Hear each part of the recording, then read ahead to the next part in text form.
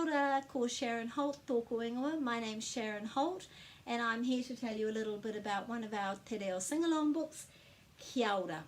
So as you can see, this is the title, Kia Ora. And when we're pronouncing any word in Māori, we put a break after every vowel, and we remember the vowels are a, e, I, o, u, and there are no silent letters. So when people say Kia Ora or Kia Ora, they're leaving out this A. So when you hear people say Kia Ora, as you heard me saying, what we're doing here is we're going ki and then joining this ao together.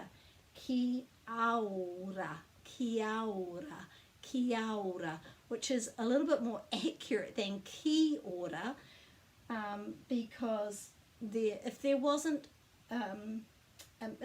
meant to be an A, it wouldn't be there. So we have to know how to pronounce that. Kia Ora is fine as well. It means literally be well. Kia Ora, and that's a lovely thing to say if you don't feel like you're ready to say Kia Ora.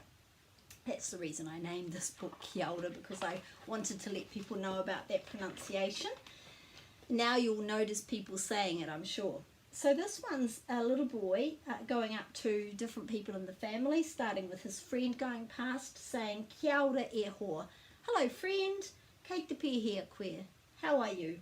So in some places the way of saying kei te pēhea koe is kei te pēwhia koe, and there's also other ways of saying that as well. So depending on which area you're in, you're probably already a little bit familiar with that, but if not, just make sure whether it's kei te pēhea koe, kei te pēwhia koe, or something different again. And so the answer in this case is kei te pai aho. I'm well, thank you. Good, I'm all good. Kia ora pāpā, so he's actually going through all his family members and asking them how they are. So this is a good book for feeling words. So his dad is pukumahi, busy. And then same sentence structure all the way through. His mum is hot in the kitchen, wera, etc. All the way through. His koro, his granddad, is ngenge, tired, and his sister Maya is hoha, because she's a little bit frustrated and annoyed that she's got homework.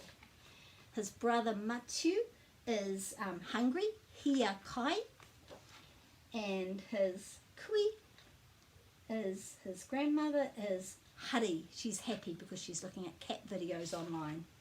Then we come to his uncle Matua Keke, and he's thirsty, hia inu. Hia kai is hungry, hia inu is thirsty. And then his friend comes back, and kia ora e hoa, kei te pēhea koe, and kei te tino pai aho. I'm very well, very good. Kei te tino pai taua, both of us are very good. So in that one, I really recommend that once the children are used to singing the song, Kia ora e hoa, kei te pēhea koe, then you could actually do that as a greeting song when they come in to the classroom or the kindergarten or the early childhood centre or play centre, wherever, or even in the family, you know, when they've just woken up.